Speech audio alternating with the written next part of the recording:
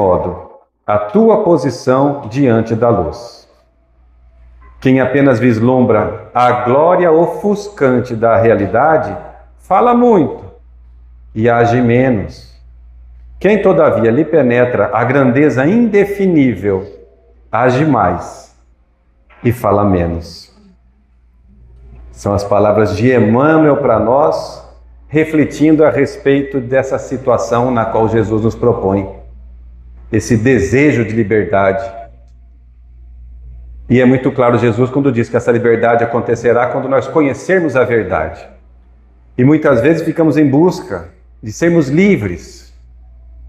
Mas livres de quê? Livre dos pecados? Livre dos problemas? Livre dos desafios? Livre de uma vida em família? Do que nós queremos ser livres? Se conhecendo a verdade nos liberta, o que Jesus quis dizer com isso? Interessante nós analisarmos o contexto no qual Jesus propõe essa máxima para nós. Conhecereis a verdade e a verdade vos libertará? Nós não encontramos isso no Evangelho segundo o Espiritismo, mas é interessante perceber isso. Se nós olharmos toda a obra, o Evangelho segundo o Espiritismo, não vamos encontrar esta frase lá. O que dá mais relevância, então, às obras de Emmanuel, de André Luiz, de Joana de Ângeles e tantos outros autores desencarnados ou encarnados que aprofundam a lupa do conhecimento e da reflexão nas lições do Evangelho. E no Evangelho de João, diz lá que Jesus estava no templo, em Jerusalém. No início ele estava ali como qualquer pessoa, como qualquer espectador, percebendo o que estava acontecendo, assistindo. Mas em certo momento ele se levanta e começa a falar o que ele pensa ser a verdade. Uma atitude de autenticidade, de verdade. Claro, os judeus ali presentes começam a contestar, brigam com ele, admoestam Jesus. Ele permanece imperturbável, continua falando o que ele pensa ser a realidade. Interessante que algumas pessoas já simpatizantes dele começam a ouvir o que Jesus está dizendo e ali se torna um debate depois. Para que nós não percamos detalhe algum, vamos fazer uma leitura rápida do que está no Evangelho de João. Conhecereis a verdade vos libertará. Mas antes disso Jesus diz: se vós permanecerdes na minha palavra, verdadeiramente sereis meus discípulos. Falando para as pessoas que queriam saber o que Jesus tinha para oferecer. O que ele veio para fazer? Qual era o objetivo? Se permanecerdes nas minhas palavras, sereis meus discípulos e conhecereis a verdade. E a verdade vos libertará. As pessoas então, seguidores do farisaísmo naquele momento, disseram: nós somos descendência de Abraão e nunca servimos a ninguém. Como tu vem falar sereis livres? Ou seja, questionando: quem é você, Jesus, para falar isso? Que vocês sereis livres, tereis liberdade, se conhecerdes as minhas palavras, se viverem essa verdade. E Jesus diz: todo aquele que comete pecado é escravo do pecado. Em verdade vos digo que, se alguém guardar a minha palavra, nunca verá a morte. E os judeus responderam: agora conhecemos que tem um demônio. Quer dizer, como é que você fala disso? Que autoridade você é? Aqui no templo, falou para Jesus: você tem um demônio. Morreu Abraão e os profetas e tu dizes: se alguém guardar minha palavra, nunca provará a morte? Jesus falava da imortalidade claramente da alma. Que nós somos seres eternos, espíritos, portanto, mas eles estavam apegados apenas àquela circunstância. Morreu Abraão e os profetas, já morreram sem falar que quem guardar sua palavra não provará a morte? E continua os judeus dizendo: és tu maior do que nosso pai Abraão que morreu? Olha a pergunta que fazem para Jesus. E ele não é de falar mentira, ele fala a verdade com autenticidade. Perguntam: você é maior que Abraão por acaso? Nosso pai, hereditariamente falando? E prossegue os judeus: e também os profetas morreram quem tu fazes? Quem te fazes ser tu para falar uma coisa dessas? Jesus diz: se eu me glorifico a mim mesmo, a minha glória não é nada. Quem me glorifica é meu Pai, o qual dizes que é vosso Pai. E vós não o conheceis, mas eu o conheço. E se disser que o não conheço, serei mentiroso como vós. Mas conheço e guardo a sua palavra. Jesus muito claramente coloca os pingos nos is. Não tenho glória nenhuma, quem me glorifica é meu Pai. Que vocês dizem que é, diz ele para os judeus, o vosso Pai. E vós não o conheceis, com certeza. Pela atitude ele dizia isso. E se disser que eu, Jesus, não conheço meu Pai, serei mentiroso, como mentirosos são vocês nesse momento. Mas eu o conheço e guardo a palavra. Jesus prossegue: Abrão, vosso pai, exultou por ver o meu dia e viu-me e alegrou-se. Então imagina Jesus falando, respondendo às provocações. Abrão, vosso pai, ficou feliz da vida quando eu reencarnei, ele viu meu dia. E prossegue Jesus mais adiante no que vai ser a parte mais dramática desse diálogo. Os judeus dizem antes: ainda não tem 50 anos e viste Abrão, porque Jesus tinha 33 anos naquele momento. Como é que ele fala que conheceu, que viu Abrão? Apegados que estavam nas circunstâncias daquele momento. Aí Jesus diz: em verdade vos digo que antes que Abrão existisse, eu sou. Jesus, na visão espírita, não é um mito. Não é um ser mitológico, não é um mágico que tira os problemas e salva as pessoas sem os esforços pessoais de cada um. Jesus é nosso mestre. O ser mais perfeito que os espíritos dizem para nós, que Deus nos ofereceu.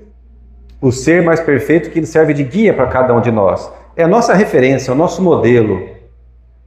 Nós podemos nos inspirar em Jesus, em tudo aquilo que ele viveu. Não é que ele escreveu, até porque não escreveu nada. Os outros escreveram sobre as passagens de Jesus. Mas é para nós a referência de atitude prática. Não é um sonho, não é uma utopia. É aquilo que nós podemos alcançar. É o modelo de perfeição. Mas sendo um modelo de perfeição para que nós nos esforcemos, estejamos a caminho de seguir essas referências. Não somos obrigados nem convidados a sermos perfeitos do dia para a noite porque conhecemos o Evangelho um pouquinho, uma parte que seja. Mas a estarmos em constante transformação. É muito clara a doutrina espírita também, em obras diversas, como A Caminho da Luz, do Espírito Emmanuel também, ao se referir de que Deus, no começo da formação do sistema solar, permitiu que uma massa saísse do Sol, se deslocasse a tal distância, que permitisse a vida humana dali a alguns bilhões de anos. Uma nebulosa no começo, foi se formando, se solidificando, nem 1 milímetro a mais, nem 1 milímetro a menos de distância do Sol. Aquela distância necessária para que nós possamos viver. E determinou que Jesus fosse o responsável por governar essa nossa casa que é o planeta Terra. Então, antes de qualquer ser reencarnar na Terra, todos passaram pela autorização de Jesus. Tanto os benfeitores são inúmeros, Buda, Krishna, Francisco de Assis, Madre Teresa de Calcutá, todos. Mesmo aqueles que na encarnação são conhecidos e não conheceram a vida de Jesus, porque viviam em outro local, onde a comunicação não existia, ou que viveram antes de Jesus, como Platão, como Sócrates, espiritualmente conheceram e Jesus viu, e eles também viram quando Jesus se comprometeu a encarnar. Ele não reencarnou, ele encarnou uma única vez na Terra. Então é o ser mais perfeito, é o nosso modelo. E é muito claro quando ele diz para nós: conhecereis a verdade e a verdade nos libertará de quê? Agora há pouco ele falava de pecado. Que pecado é esse? Para nós espíritas não existe um pecado eterno. Algo que é uma culpa que temos que carregar para o resto da vida e a eternidade, inclusive. Se fosse assim, muito provavelmente nós não estaríamos aqui, no Centro Espírita. Mas identificamos esse pecado como sendo os equívocos, os erros, as falhas, os maus hábitos que nós, por cultuarmos maus hábitos, ficamos presos aos maus hábitos ou presos aos pecados. Mas a proposta é muito clara de Jesus. Não veio condenar, veio libertar pelo conhecimento da verdade. O erro muito comum, como diz Emmanuel, é que nós nos apegamos à parte da verdade. Diz que as pessoas defendem essas ideias com paixão. Ideias da política, da filosofia, da ciência, da religião, de tal sorte que é comum ouvirmos as pessoas dizendo assim: olha, religião, a gente não... não discute não? Proibido? Mas podemos conversar, não é? Não precisa discutir. Política e futebol não adianta, porque o melhor, a gente já sabe que é o... Não vou falar porque ele falou dele agorinha para mim. Mas o fato é que, por que não dialogar respeitosamente? Agora, quando nós nos apegamos apaixonadamente a pontos de vistas, a parte da verdade, como diz Emmanuel, aí não tem como nem dialogar, porque o diálogo vira discussão. Quando nós queremos impor o ponto de vista nosso, que é parte da verdade, desrespeitando o direito das pessoas discordarem de nós e terem pensamentos divergentes, porque quem não pensa como eu na doutrina espírita é um equivocado. Por quê? Eu sou melhor do que os outros? Será que todo conhecimento dos princípios básicos da doutrina espírita estão realmente fazendo de mim uma pessoa melhor? A alma é imortal, nós não morremos, nós comunicamos com os espíritos, existe a reencarnação, existe vidas em outros planetas, tudo isso nós sabemos. Agora, o que eu estou fazendo desta verdade na minha vida? Porque tem pessoa que é ateu, à toa, sei lá, ateia, como é que fala mulher? É isso aí. Não conhece nem uma vírgula do que nós conhecemos, mas vivem o bem que podem fazer. Não é melhor? Então, de que adianta conhecer parte da verdade? Do que adianta conhecermos a filosofia e buscarmos cada vez mais identificar o que seja a verdade, se nós continuamos sendo pessoas que estamos aprisionados aos maus hábitos e não querer olhar para nós mesmos? E quando alguém, olha aí a sua conduta, a gente discorda. Como você ousa falar isso comigo? Quem você pensa que é? Como se a outra pessoa não pudesse dar um toque em nós. Nem sempre o toque é um bom toque, às vezes é uma pedrada moral na gente, né? Porque as mensagens de alerta nem sempre são carinhosas. Mas mesmo que venham em tom de violência ou de agressividade, vale a pena pensar, será que essa pessoa tem razão que ela está falando de mim? Será que eu posso aprender alguma coisa com isso que ela está falando? Nós nos apegamos a pontos de vistas. Mas não adianta conhecer partes da verdade, nem defender ideias. É importante viver o bem. Se a verdade não nos leva ao bem, do que adianta? Não é uma verdade que liberta. Existem duas verdades sempre, ou dois níveis de compreensão do que seja a verdade. A primeira é a verdade universal, que é imutável, que é para todos. As leis de Deus são imutáveis. É uma verdade. O bem, o amor, a caridade. Isso é uma verdade em qualquer lugar do universo. Ou seja, as lições que Jesus muito bem representou e vivenciou, o Evangelho, é nitidamente uma verdade inquestionável, sobretudo para nós, que estamos buscando identificarmos-nos com as lições do Evangelho e procurarmos viver aquilo que Jesus nos orientou. Ele diz para nós, na obra O Evangelho segundo o Espiritismo, assinado na mensagem O Espírito de Verdade. Estamos falando da verdade, quem assina é o Espírito de Verdade. Venho como outrora aos filhos transviados de Israel trazer-vos a verdade. E disse para as trevas, escutai-me. O Espiritismo, como fez antigamente a minha palavra, tem de lembrar aos incrédulos que acima deles reina a imutável verdade. A imutável verdade. Deus bom, Deus grande, que faz germinar as plantas e levantem as ondas. Essa verdade é a verdade universal. Essa verdade não tem como mudar. Não muda de opinião, não muda de partido, não muda porque não pode mudar. Mas existe um outro nível de compreensão da verdade que é a nossa verdade interior. São os nossos filtros internos. Nossos pensamentos, nossas crenças, nossos gostos, que geram nossos comportamentos. Então, tudo aquilo que chega ao nosso conhecimento, que nos toca de alguma forma, em algum dos sentidos nossos, nós passamos por filtros internos, que nos faz perceber o quanto nós estamos distantes, muitas vezes, da verdade universal. A distância entre sabermos e de vivermos. Se conhecer a verdade e a verdade nos libertará, é necessário que nós façamos nossos esforços para entender essa verdade. Para que essa verdade nos leve a praticar o bem e o amor. Senão nós seremos apenas filósofos da verdade, que não praticam a verdade. É como uma fé sem obras, que é morta, diz Jesus, e os Espíritos corroboram. Então, vejamos, na prática, o conflito se instala internamente dentro de nós, em que momento? Quando nós vamos em busca da verdade e percebemos que há situações nas quais nós estamos agindo muito equivocadamente. Aqueles de nós que já tivemos a abençoada oportunidade de fazer uma consulta com um psicólogo bom, uma psicóloga boa, e ela anota nossas falas, ele, o psicólogo, ou ela, o profissional de psicologia, anota nossas falas. E depois fala para nós assim, olha aqui que você falou. A gente falou, que eu falei isso?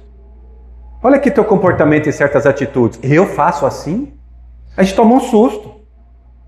Porque nós fazemos uma ideia nossa, ideia mesmo, é uma idealização fora da realidade. Ou nós nos colocamos em uma situação de que somos melhores, ou bem piores, pessimistas, negativistas.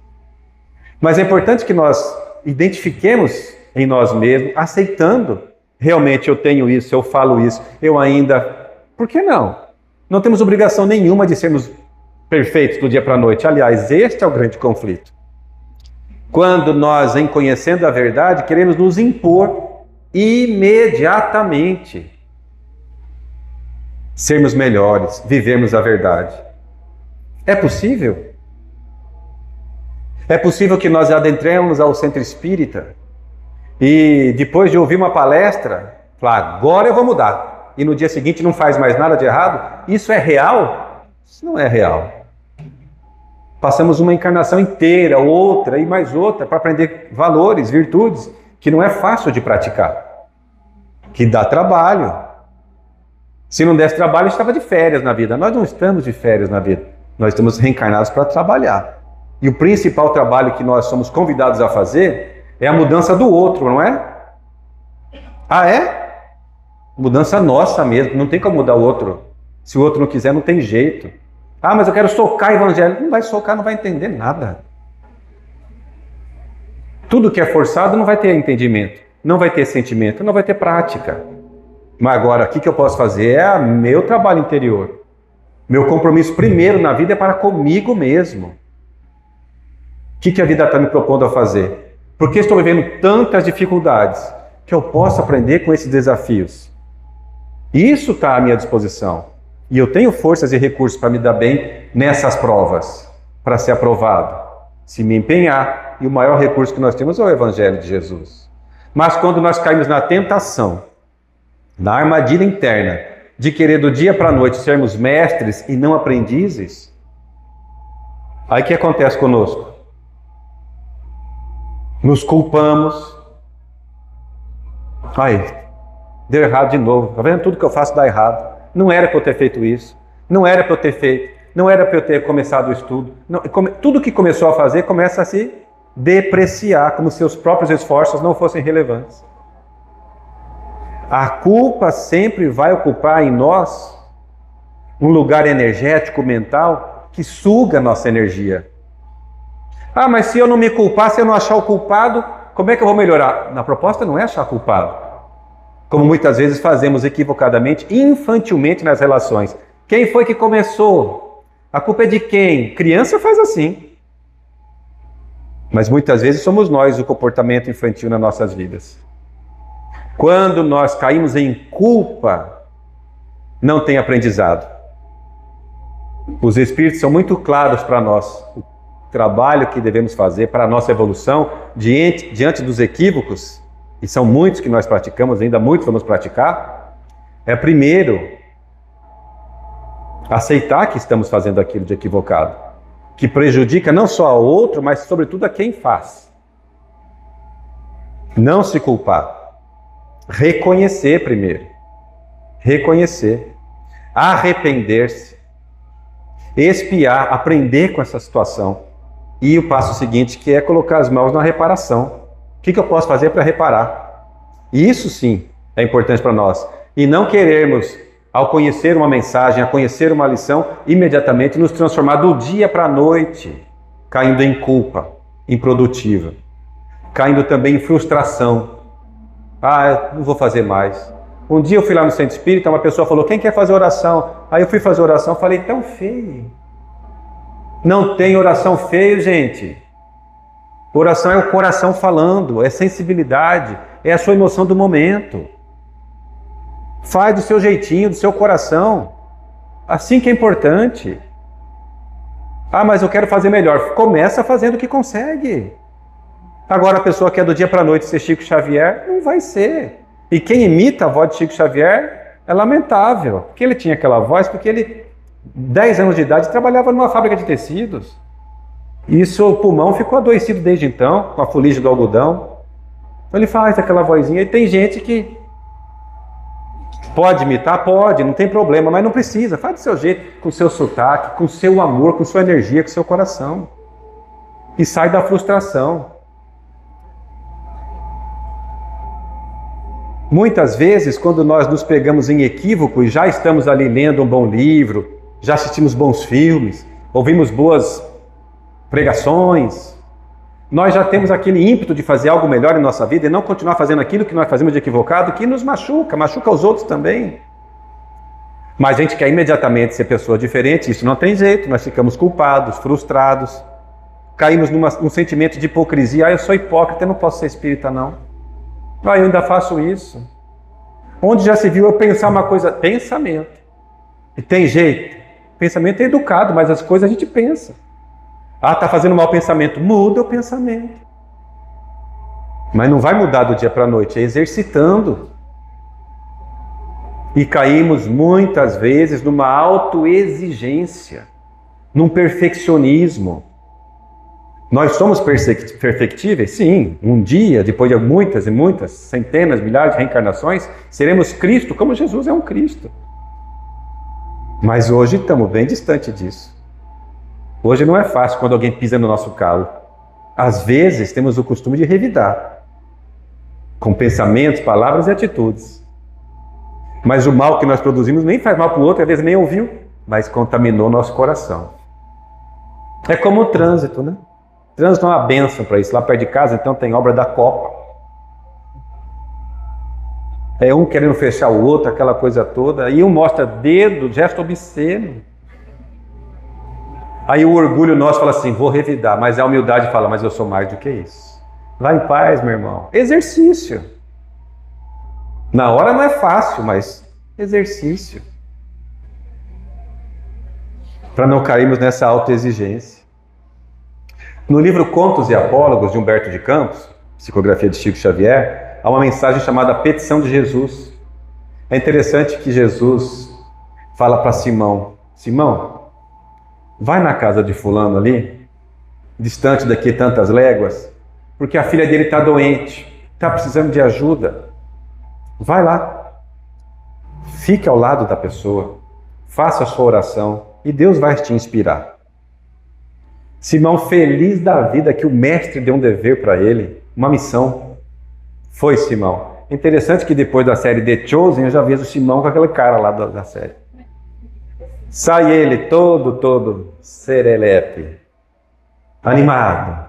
Chegou na casa, bateu palma, estava um barulho, ninguém abriu a porta, ele entrou. Estava o pai da menina, sentado numa poltrona confortável, bebendo uma bebida, um vinho, e bêbado, totalmente em postura depravada, fazendo uma escrava fazer ali uma dança sensualizada, um clima horrível. Simão tomou um choque com aquilo. Como?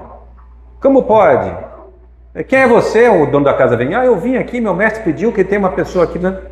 E ele bebendo, sai da minha frente. vai lá falar com meu filho. Aí ele foi, contornou a casa pelos fundos, foi falar com o filho dele. O filho dele estava jogando dados, apostando e perdendo a aposta, estava num clima horrível. Quando ele se identificou, eu sou Simão, quero saber quem que é você. E já deu uma coice em Simão. Ele se afastou, mas como? Sai daqui, você está me atrapalhando, eu perdi por sua culpa. Esses nazarenos. Aí saiu Simão.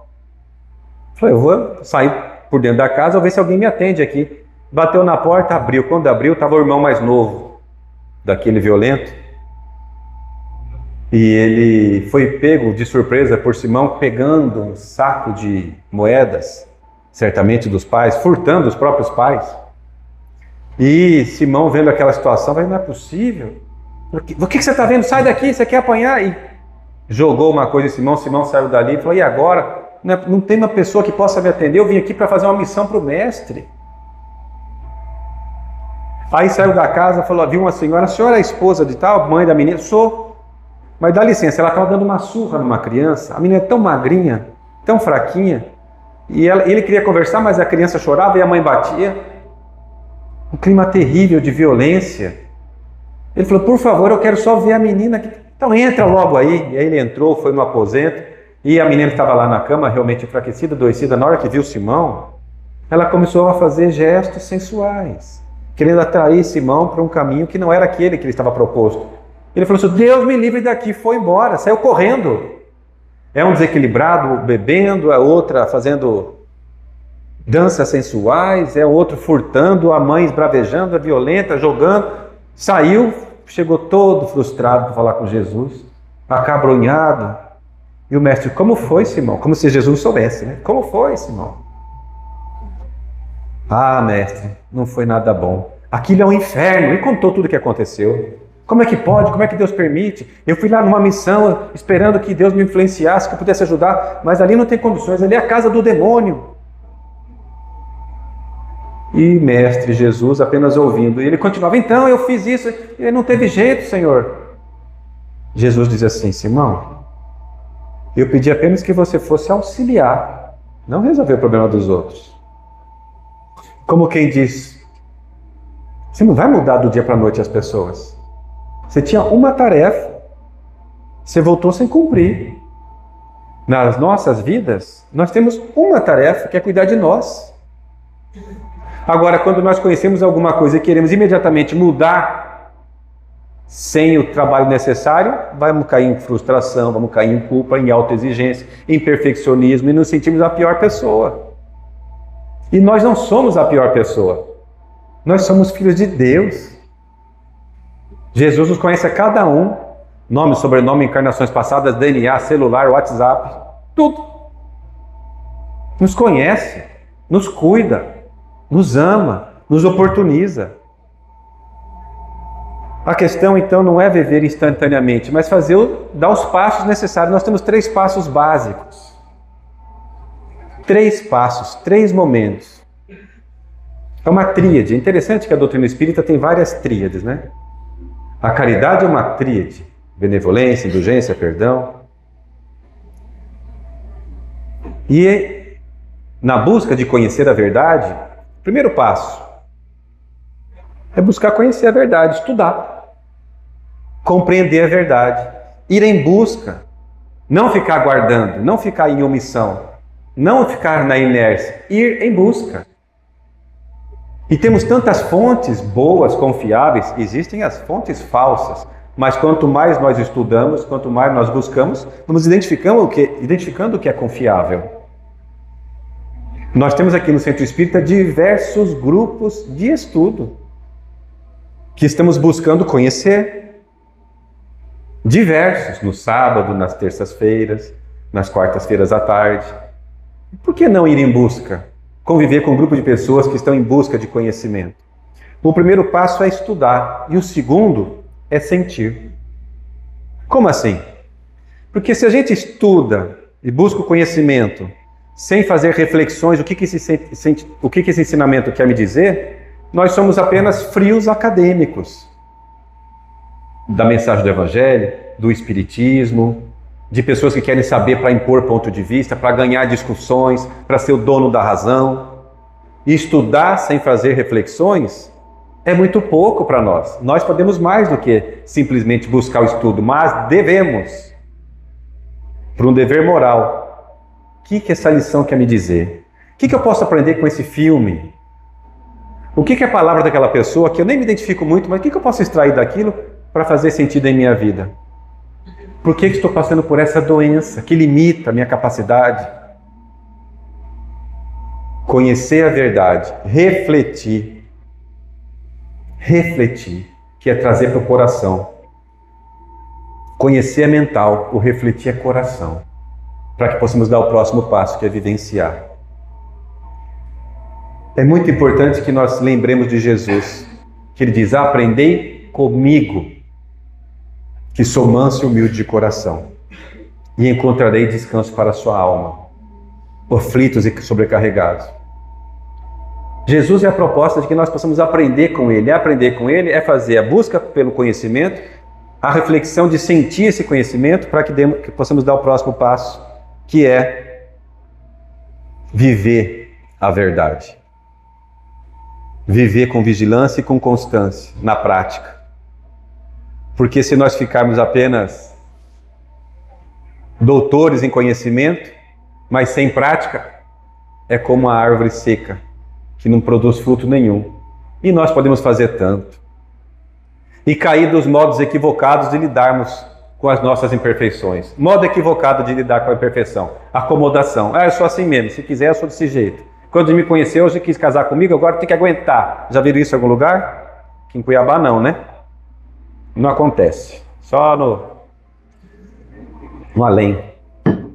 Ou se justificar. Eu fiz isso porque você fez primeiro, eu fiz... Sempre tem uma justificativa no lugar de assumir responsabilidade. Eu fiz, errei. Não se acomodar, não justificar, não cair em negação. Eu não fiz isso. Eu? A pessoa nega tanto que ela pensa que acredita, mas não tem como mentir para a consciência. Porque a consciência é o nível lei de Deus. Não é nívelzinho qualquer não. Não tem como enganar. Não tem como fugir. Não tem como mascarar. Sim, eu faço isso sim, mas é porque... E começa a inventar motivos. Ou fala assim, eu? Mascarando, eu? Não. Eu sou espírita. Ou a espírita não tem raiva não? Não erra? Não tem ódio muitas vezes? Insegurança nós temos ou não temos? Medo? Momentos que desacreditamos em nós mesmos? Dificuldade de perdoar? Guardar mágoa? Se nós não tivéssemos isso, a gente não estava aqui. Cuiabá 40 graus. Estava no nosso lar, que lá acho que é 20 graus direto, sem ar-condicionado. Transformar as imperfeições em instrumentos de evolução e não de acomodação. Perigos da autoexigência, já falamos. Instrumentos de transformação. Vigilância, oração e conciliação. Vigiar, cuidar de nós mesmos. Despertar a nós mesmos. Emitir alertas a nós mesmos. Isso é vigiar. Diferente de policiar. Eu estou me policiando. Tome cuidado quem está se policiando. Porque polícia não chega dando beijinhos e abraços. Qual que é o papel da polícia? É a força coercitiva do Estado. Força. E o vigia, o que faz? Alerta. Em algumas cidades do interior, igual Arenápolis, tem um cara que passa apitando. Estou aqui. Alerta. Está vigiando. Não é alarme disparado. Meu Deus, lá perto de casa tem um alarme disparado que não para. É só sábado e domingo que toca o dia inteiro. O vigia está ali, o tempo todo se cuidando, não se punindo, não se cobrando, mas olha, pensa bem, você vai fazer isso? Essa atitude é certa? Vigilância e oração, para não cair em tentação, diz Jesus para nós. Vigiai e orai para não cair em tentação, porque tentação está cheia. Tentação de nos boicotar, de nos sabotar, de não acreditar em nós mesmos, que nós conseguimos fazer melhor e sermos pessoas melhor e sentir essa verdade no nosso coração, do nosso jeito. Vigilância, oração sincera e conciliação. Não brigar internamente, mas conciliar. Há uma mensagem do Jesus que ele diz assim: concilia-te depressa com o teu adversário. Não perde tempo. Concilia-te depressa com o teu adversário enquanto estás a caminho com ele. Para não que aconteça que ele te leve à justiça, e o oficial de justiça te leve para o delegado, te leve para a prisão. Quem são os adversários? Quais são os adversários? São os nossos hábitos nocivos a nós mesmos. São os hábitos equivocados que nós praticamos. E muitas vezes percebemos e continuamos fazendo. Reconciliar depressa, aceitar. Realmente, eu tenho equívocos. Mas eu estou cuidando de mim. Eu estou orando não para afastar os problemas da minha vida, mas para me dar força. Porque esses problemas vão continuar acontecendo. E quando acontecerem, eu terei força para viver, mesmo com dores, mas com dignidade, com a verdade que liberta. Emmanuel diz assim: verdade não é discurso, é compromisso e responsabilidade. Compromisso e responsabilidade. Nós temos compromissos, primeiro conosco, mas também com Deus, com Jesus, que nos incentiva a sermos trabalhadores de Jesus, a sermos pessoas, instrumentos da paz. Isso está ao nosso alcance. Não é que nós vamos mudar o mundo, mas o mundo interior nós damos conta sim. E o Evangelho é seguro para isso, para nós. Enfim, o importante não é acreditarmos em fórmulas mágicas. Do dia para a noite vamos ser pessoas diferentes. Não. Mas estarmos em transformação. Jesus não nos prometeu uma vida isenta de sofrimentos. Jesus não nos prometeu uma vida sem dores. O Evangelho é muito claro: na vida tereis tribulações, tereis aflições, mas ele diz: vinde a mim, porque o meu fardo é leve, o meu jugo é suave. Ou seja, buscando viver a verdade do Evangelho, com Jesus, nós damos conta. Não é para ter a aprovação dos outros, mas é para estar com a consciência tranquila e paz no coração. E Ele conta conosco como trabalhadores da paz. Muita paz a todos.